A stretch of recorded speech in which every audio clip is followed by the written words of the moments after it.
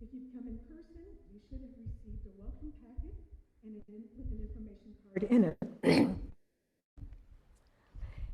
If you fill that out and drop it in the offering basket, we will be in touch to support you in finding your way into our community. Remember, we like to sing and dance. If you're joining us online, there's a link on our website to an electronic version of that same card. Our welcoming committee members have yellow name tags, and can answer any questions or point you toward additional information. Whether you are new or not, please consider staying for coffee and conversation after the service, either downstairs in our fellowship hall or in our Zoom room. And now, let's say our words of welcome together. Whether this is your first or your 1000th Sunday with us, and whether you strolled, rolled, Zoomed, ran, or danced in, we are glad you chose to join us. We are one people of many beliefs, identities, origins, sexualities, and genders. All are welcome here. Now we will take a moment to say hello across the technical divide. First, we're going to show the people joining us on Zoom. So if you're at home, please turn on your camera. Okay? People at home, wave.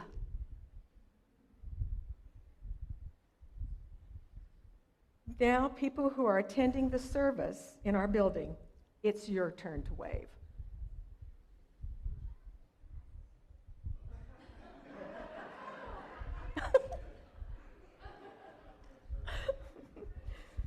Okay, we do have some announcements this morning.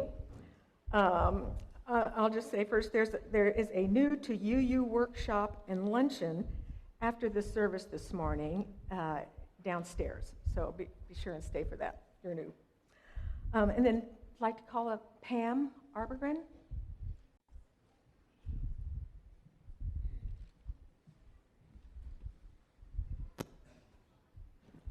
Thank you so much. Good morning.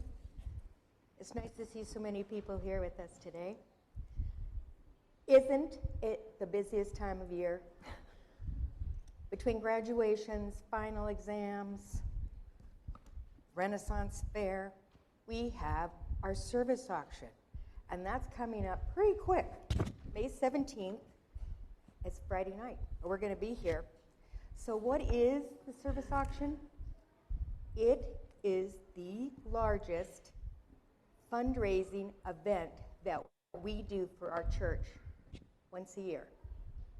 And it's going to be happening on Friday the 17th.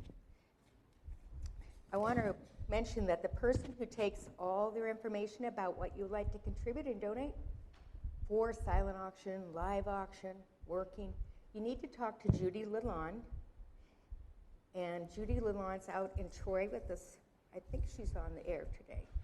But she's the one that's the most important person.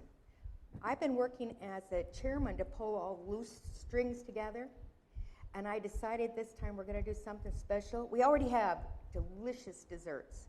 We have alcohol, delicious desserts. We sell them for some money for our church. Besides that, Ferdinand's ice cream. We are having an ice cream sundae on Friday. So there'll be scoops of the ice cream and a whole array of toppings, and that gets to be one of your choices for desserts that night.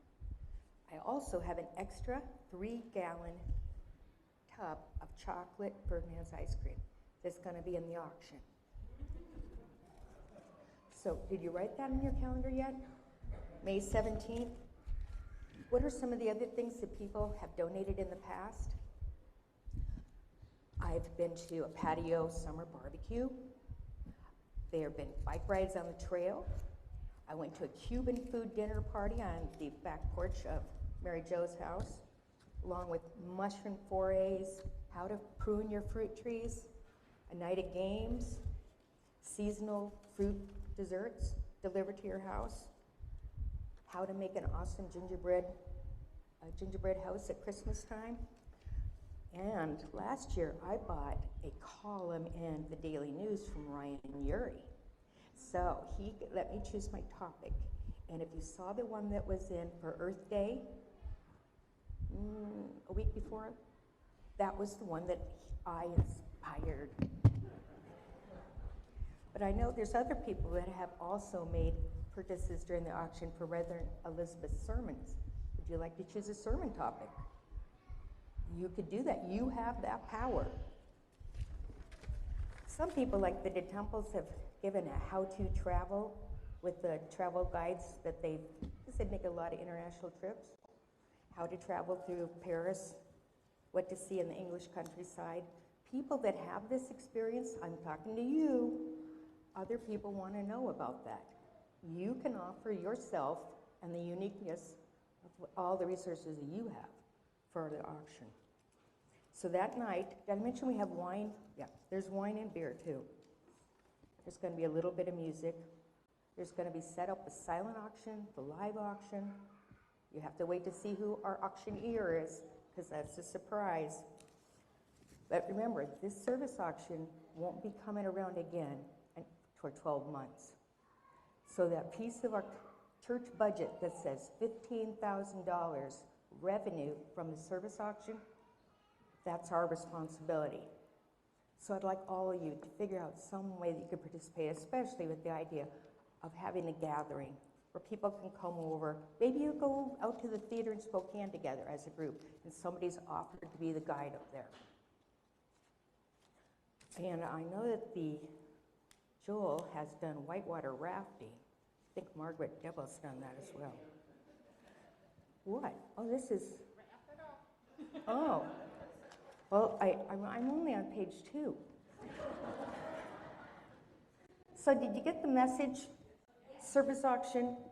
You're going to talk to Judy Lalonde. We want to have a really big, fun night that night on the 17th. Thank you.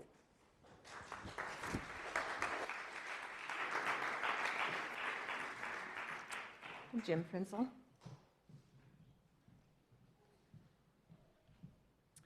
Hi, so I'm Jim Frenzel. I'm a member of the Renaissance Fair Committee, and that's a tough act to follow. But Renaissance Fair is coming before the service auction, so it's May 3rd, East City Park. It's our church's opportunity to promote our congregation as well as to collect money from the community to donate to a needy cause. This year we'll be donating to a literacy program that serves low-income communities. So we still have a few key positions that need to be filled, specifically black beans, scotch cake, and a couple of booth help slots on Sunday and Saturday afternoon. And then David would appreciate a few extra hands assembling the gear at the church early Friday afternoon. So if you haven't already had a chance to do so, please take a look at the Sign Up Genius webpage. The link is in the Friday email. It's on the special events for the webpage, church webpage, and it's in the May newsletter. And if you have any questions, let me know. Thanks.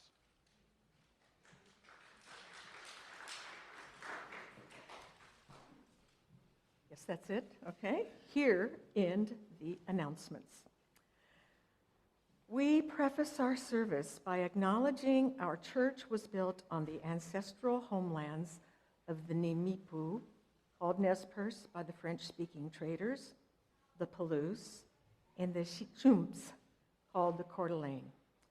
Let us pause and remember that we live on ground that is sacred, ground that was stolen, ground that cries out for justice and for responsible stewardship. May our remembering help us find the courage to do our part to restore wholeness to the earth and all her peoples. We are hoping that folks joining us via Zoom have a chalice or a candle to light and something to light it with. Let's light our chalices together.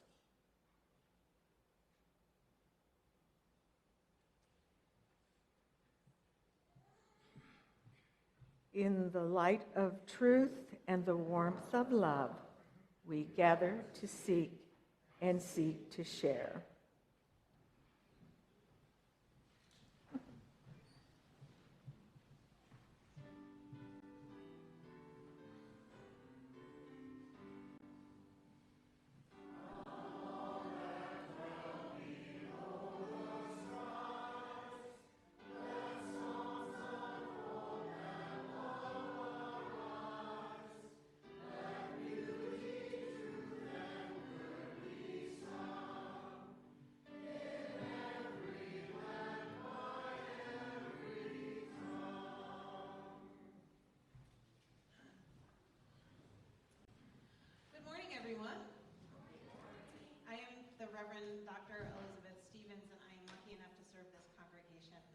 minister.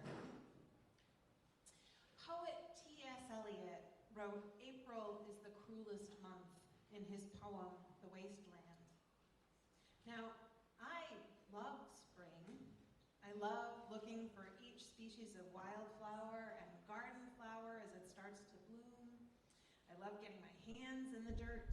I love shedding some of the winter layers and feeling the warm sun on my skin again. And there's a bittersweet quality to my experience of this season. Spring makes me feel kind of sad. And it may be that there are so many loved ones who have died in April or May, though after all these years as a minister, I've lost people I love in pretty much every month. Could be echoes of my divorce, which was finalized in the spring, or grief from having to put my sweet dog Molly down 2 weeks ago. But it seems like I feel a little sad almost every spring. There's data that points to the possibility that sadness in the spring is a more universal experience. Rates of depression and suicide go up. Do any of you find your springtime joy tinged with grief? Yeah. Psychologists believe that people with depression experience creeping despair when the change in weather doesn't magically induce a change of mood. But I wonder if part of it is an embodied knowledge that these tender spring blooms are so transitory, that one will dry up and go to seed just as the next one opens. They become a visceral reminder of the endless cyclical nature of change. Many movements for peace, for human rights, started in the spring, and we felt so hopeful with each one, and yet here we are, with war being waged all over our hurting world. It's hard to remain hopeful when the work of compassion, the work of justice, feels sometimes like a Sisyphean task. So how can we make peace with the slow and cyclical nature of change? What strategies or perspectives might help us make it through this cruelest month? These are the questions that we'll reflect on together this morning. But first, let's sing. I invite you to rise in body or in spirit. We're going to sing hymn number 163 in the Gray Hymnal. For those of you who read music, the words will be on the screen. For the earth forever turning.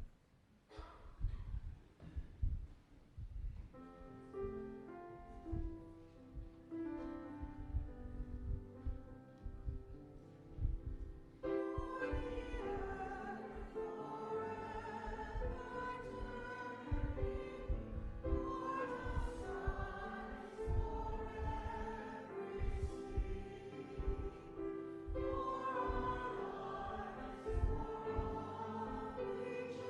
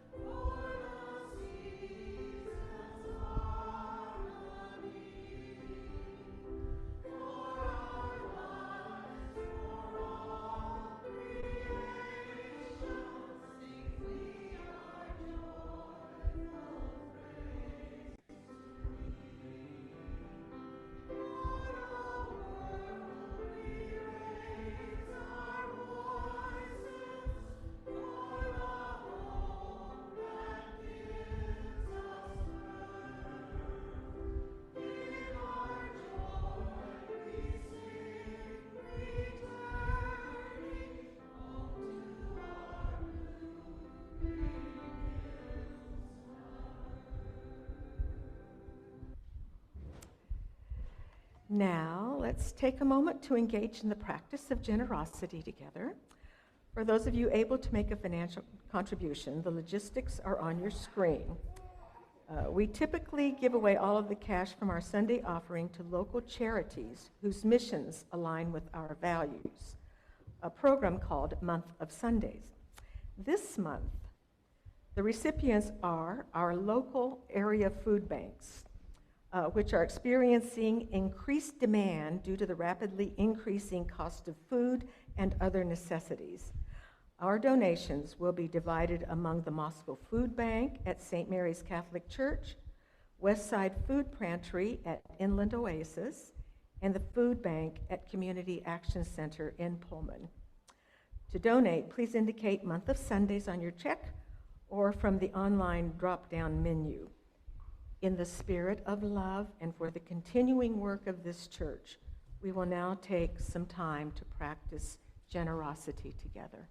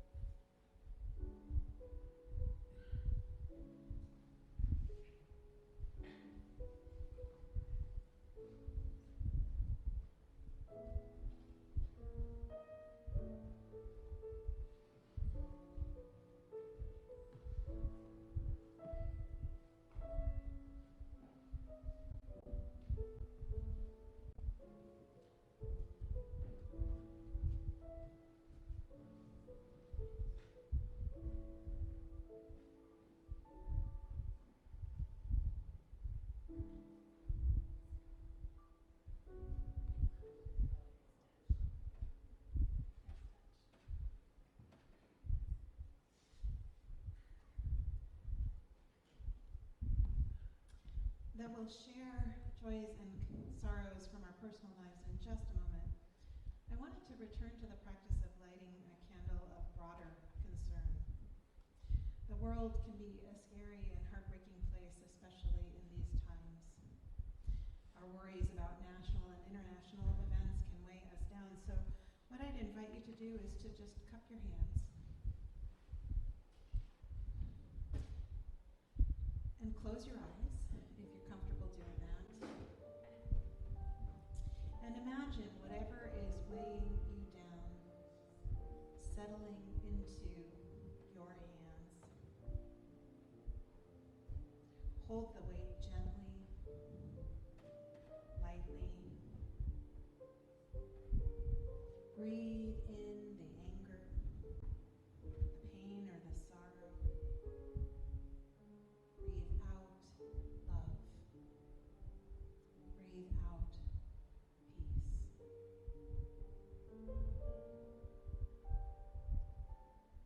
Feel the burden ease, permeated by the breath and the care of those around you. Let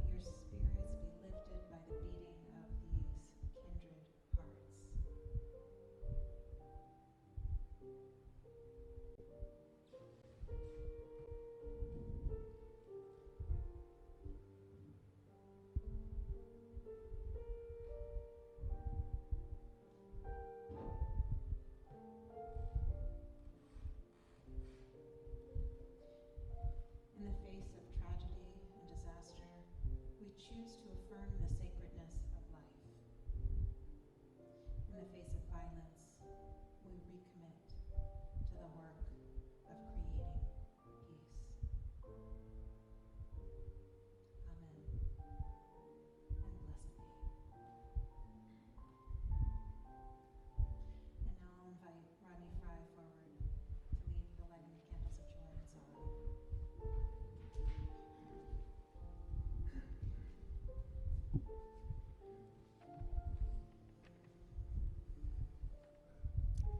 Good morning. I'm Rodney.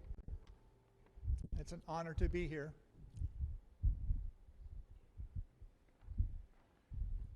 Now is the time in our service.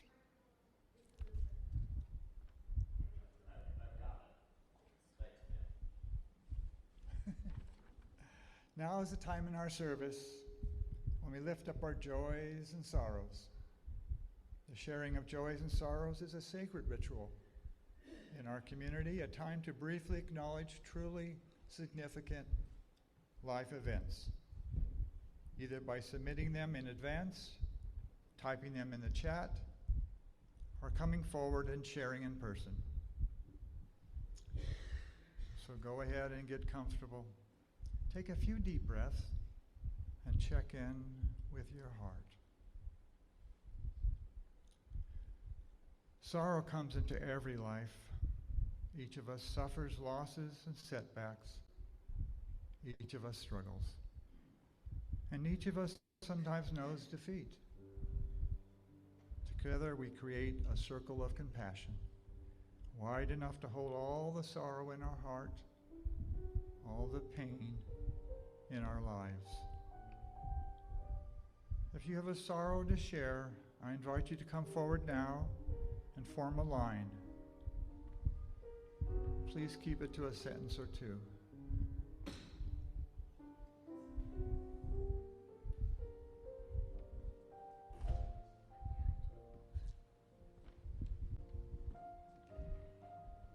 It's me again. Joy of sorrow, a candle of sorrow for a cousin of mine, Jackie's cousin, who died this past week back in Kansas City after a long battle with liver cancer. He was early on a music inspiration of mine. We were about the same age. He's the one who inspired me to really just start plucking away on a guitar way back in the day. So, but he's relieved of his pain, and I'm grateful for that. So.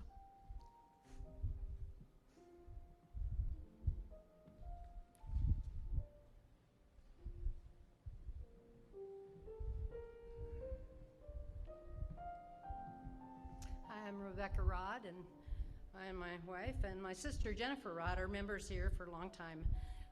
My candle is joy and concern. My sister had a knee replacement on April 17th, and then on April 23rd, she went into the hospital with some symptoms of internal bleeding, and then they found over the course of a couple of days that she had an ulcer in her duodenum or somewhere in there. Anyway, got it cauterized, got home, and then last night we thought she was trending toward a blood clot, so we took her to the ER again on the advice of some folks that we consulted, but she does not have one.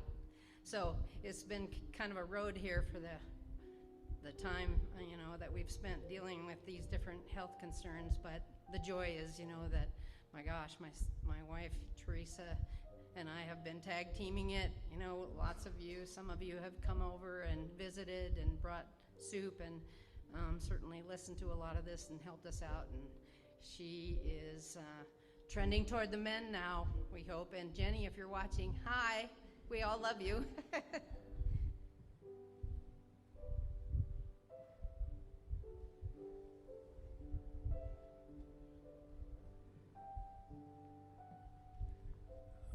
Hi, I'm Alan Borning, Corley's son.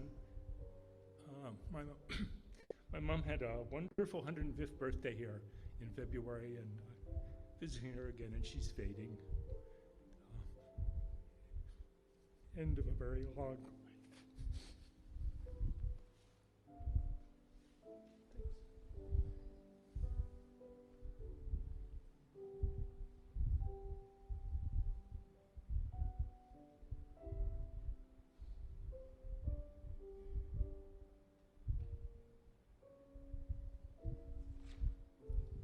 This candle's for Denise. She's in the final stages of that life journey. May she go in peace and in love with her family.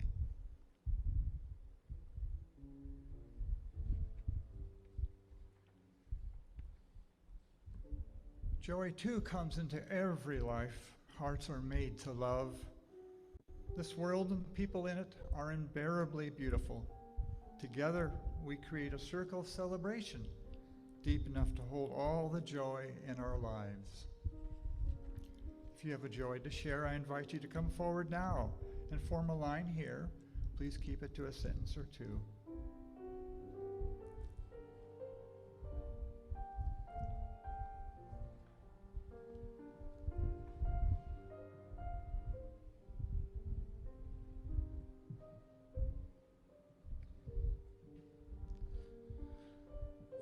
My name is Stan Smith, and I learned a long time ago that something that happens, it's usually 1%. That's me. I'm the 1% of the program you'll see. The other 99% came about because of the cooperation of people in this fellowship. So we have Sam, Wakila, if I get that right. Hope you were a good teacher. And a wonderful choir, and Summer, and the images you see up here, David Nelson helped me find them and program them, so when the performance starts, the two will be meshed together, so thank you all.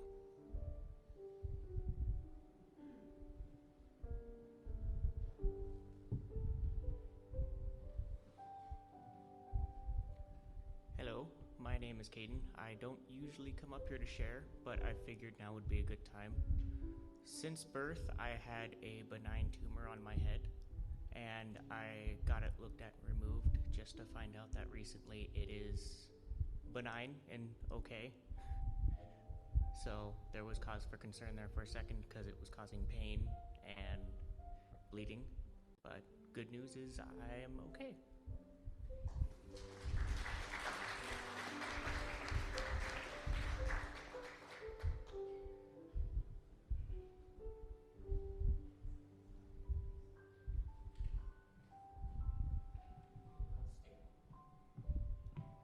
Hi, I'm Karen Barron, and my joy is just that at this stage of my life, I feel more loved and acknowledged and recognized than I ever have in my life, and it's a great blessing, and it's thanks to this community.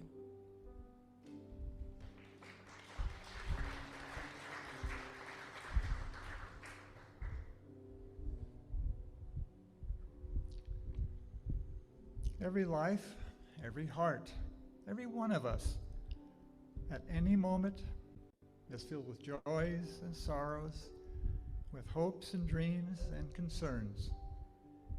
I light this final candle for all those things in our heart still too tender to share.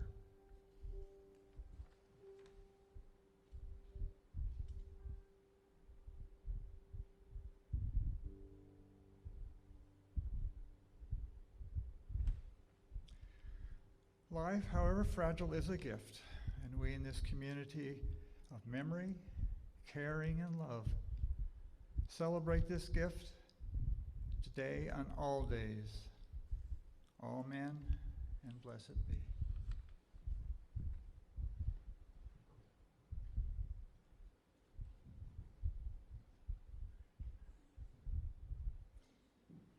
Our meditation today is by Kristen Green.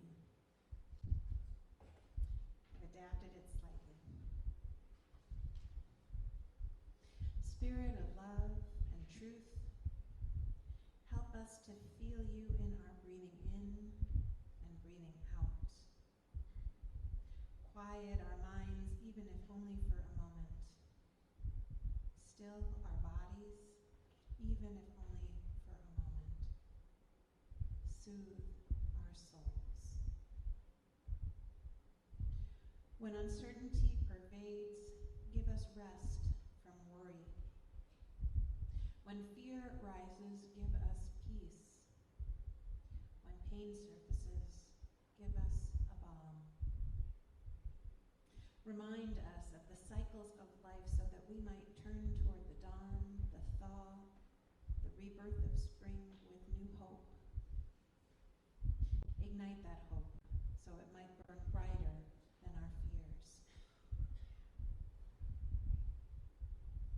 May we be brave enough to let our hope shine for others to witness, that our faith might be a beacon, our love a lamp to light the way. Fill us with gratitude as we turn toward one another and the human family, never alone on our journeys, always reminded of a greater love that holds all. Let's rest for a few breaths in the silence together.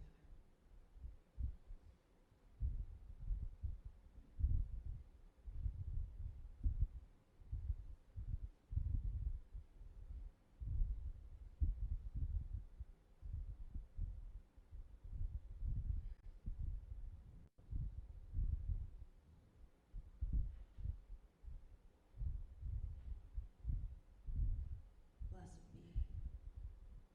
May it be so. Amen.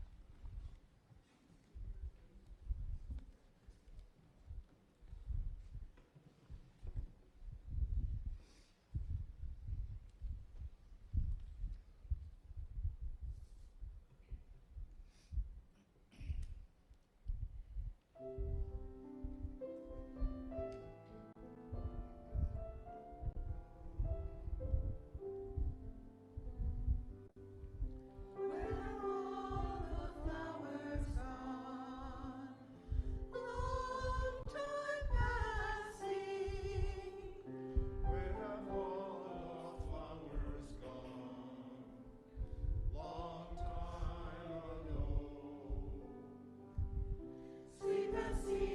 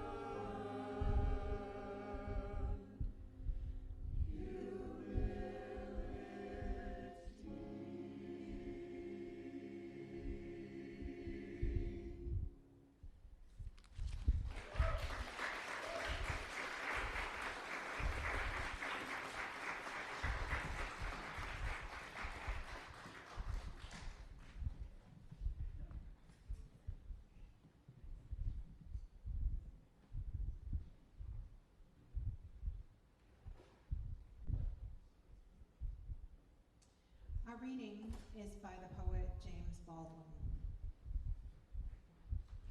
For nothing is fixed, forever and forever and forever. It is not fixed. The earth is always shifting. The light is always changing. The sea does not cease to grind down rock. Generations do not cease to be born, and we are responsible to them because we are the only witnesses they have. The sea rises, the light fails, lovers cling to each other, and children cling to us.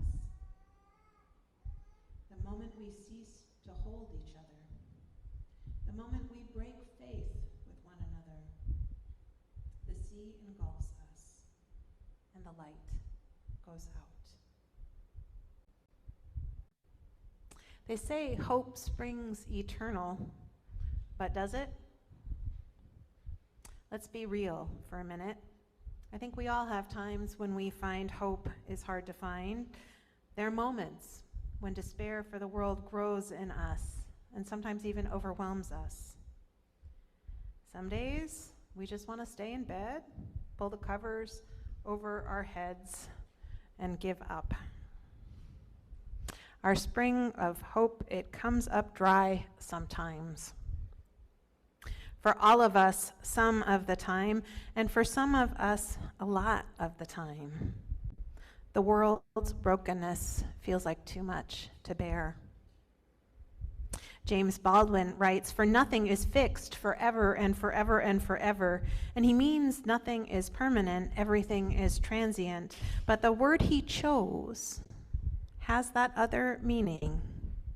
Nothing is fixed. The brokenness in the world isn't fixed. And if we are honest, it will never be fully fixed.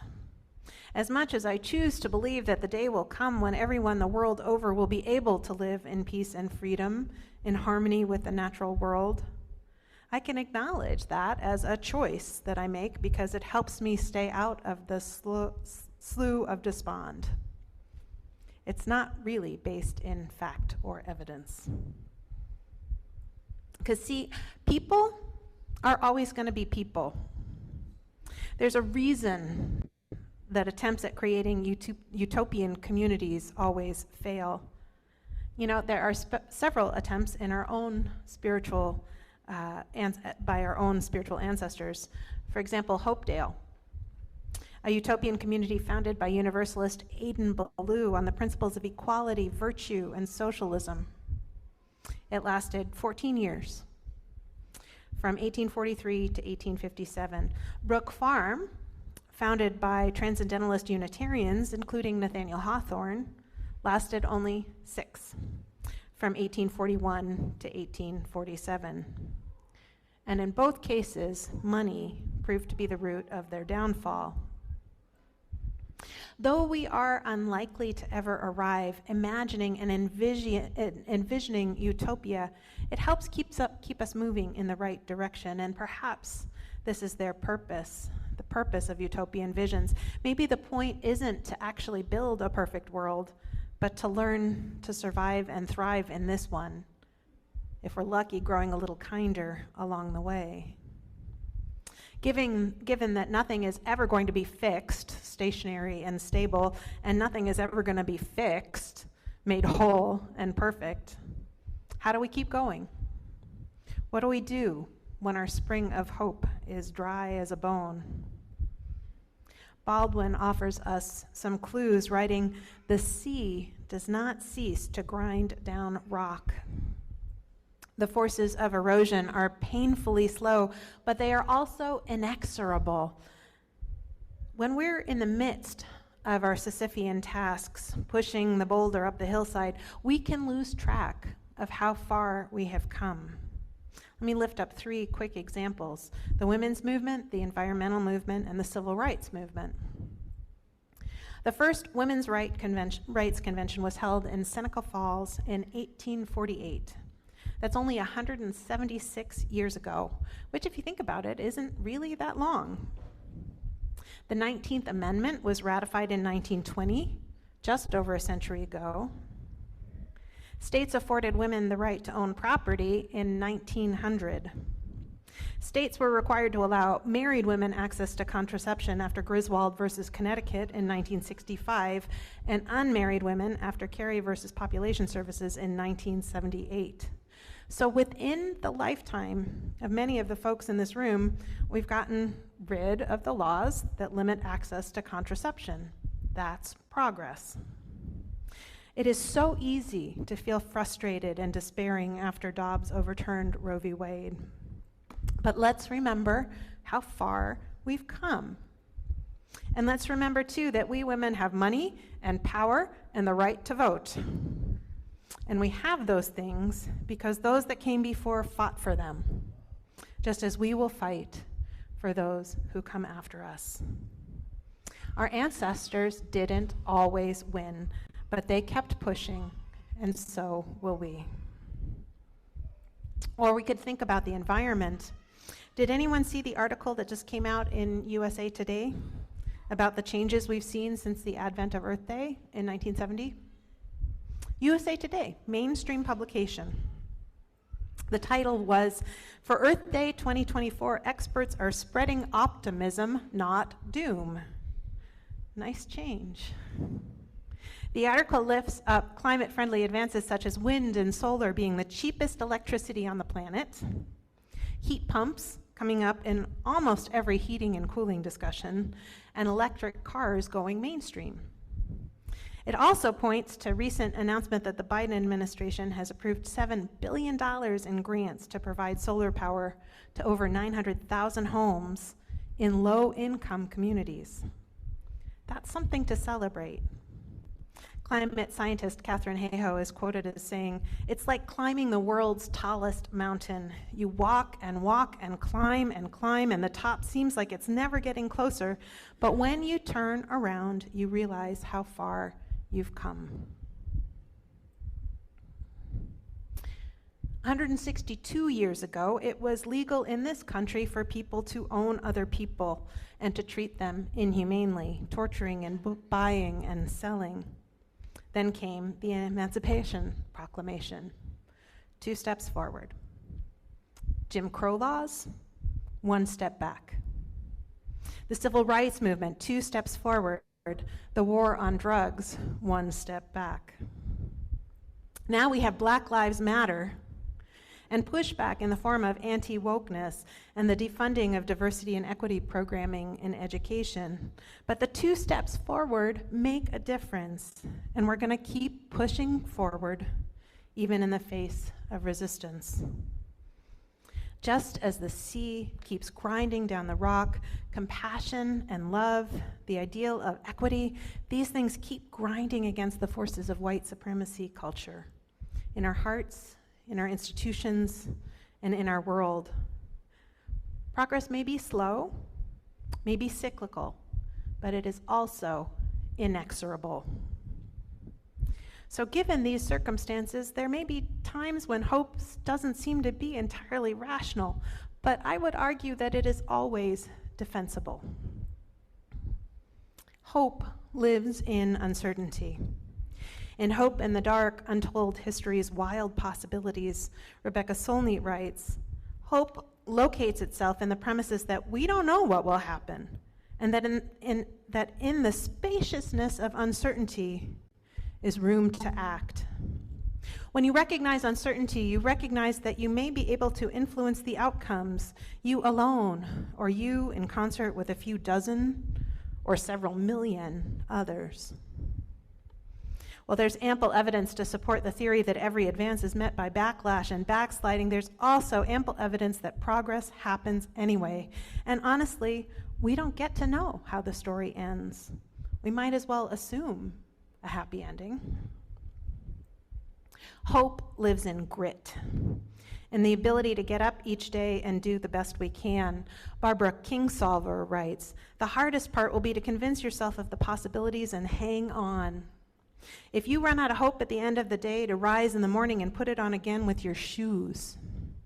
Hope is the only reason you won't give in, burn what's left of the ship, and go down with it. The ship of your natural life and your children's only shot." If we believe, it can get better. If we do our part, things may improve over time. If we give up, then the handbasket we're in is heading someplace we really don't want to go. Hope is a choice, a leap of faith that we make because to do otherwise would be to surrender to the meanness and greed and stupidity that seem to eternally plague our species. Supposedly, when asked what he would do if he knew the world would end tomorrow, Martin Luther said he would plant a tree. See, hope doesn't need to be rational, doesn't need to be based on fact or evidence. It's a tool. It's a tool that helps us stay human. It helps us get through our days with equanimity and a measure of joy. And that is enough. The learning process has never been smooth for we humans. It always begins with a bump, a shock, with the pain and horror that arise when we recognize injustice. We need the bump to break through our complacency and our denial. In the wake of the breaking, we feel raw, we feel vulnerable, we feel full of grief. The grief, the disappointment, the frustration, and the rage we feel serve the greater good. They feed our courage. They fuel our growth and our change. So can we learn to feel gratitude for the things that break our hearts, for the stories that shatter our complacency, for the truths that change everything and shake us loose from our comfortable ruts?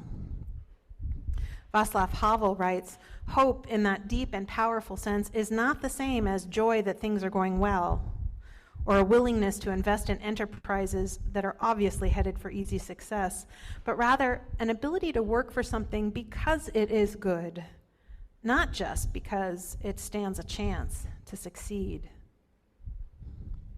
We can make a commitment to act in ways that are right and true and just, not as an attempt to achieve a particular positive outcome, but in faith that our actions make a difference in the world. What we do matters. When we look at the hurting world, there's abundant evidence that human beings are depraved. Everywhere we look, we can see injustice, violence, greed. It's overwhelming. We shouldn't shy away from those feelings of overwhelm. Mature hope, skillful hope, exists in the presence of overwhelm. It acknowledges the inevitability of despair. Mature hope is determined and inexorable. And above all, mature hope needs to be practiced in community. Mature hope lives in the we, in the collective ability of humanity to learn, to evolve, to keep going, to heal. When I was taught about how to offer pastoral care, one of the tasks we were assigned was something called holding hope for the person we were sitting with. So what do we mean by that? It certainly doesn't mean saying, oh, you'll get over it, or God wouldn't give you more than you can handle. To hold hope is to insist on seeing the people we care about as powerful and capable and resilient and wise, even in the moments when they aren't feeling it themselves.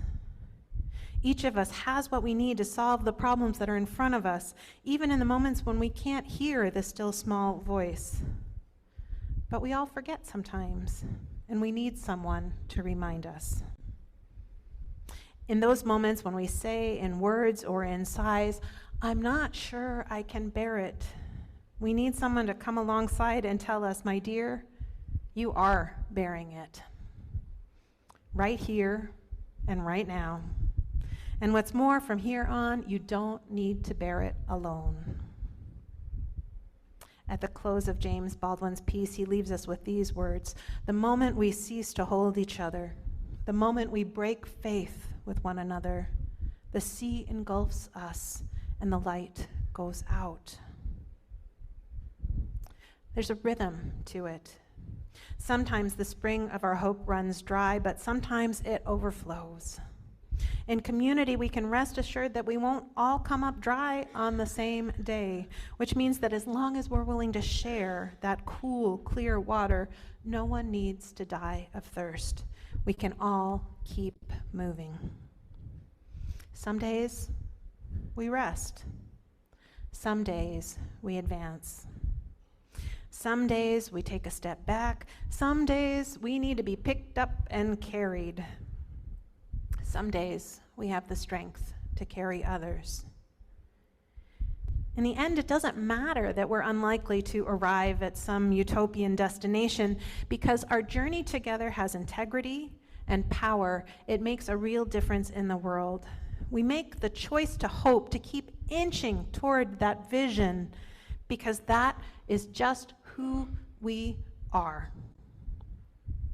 The path is uncertain, but it will appear as we walk it and keep walking, guided by love, powered by grit as much as our ideals. So let us hold each other. Let us keep faith through April, this cruelest month, and all the other months as well. I love you. So be it, and so may it be. I invite you to rise in body or in spirit. We're going to sing number 1018, Come and Go With Me.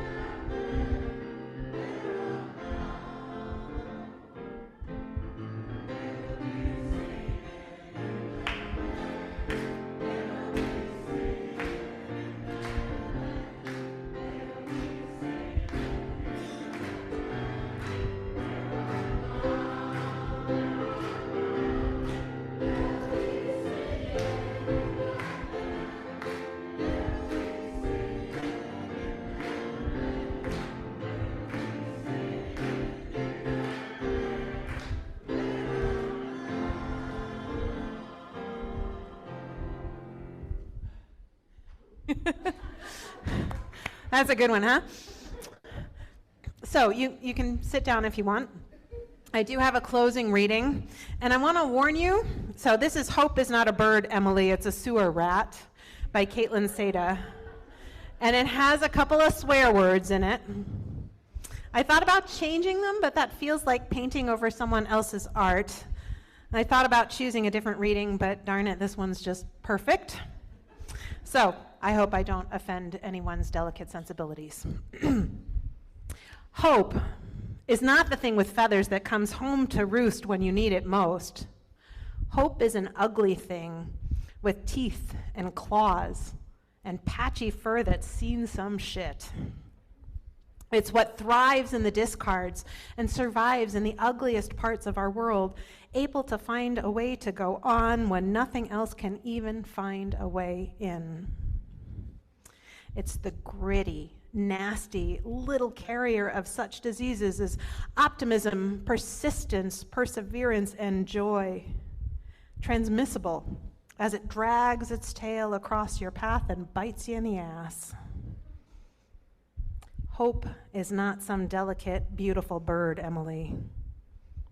It's a lowly little sewer rat that snorts pesticides like they were lines of coke and still shows up on time to work the next day, looking no worse for the wear. Let's sing together, There Is a Love.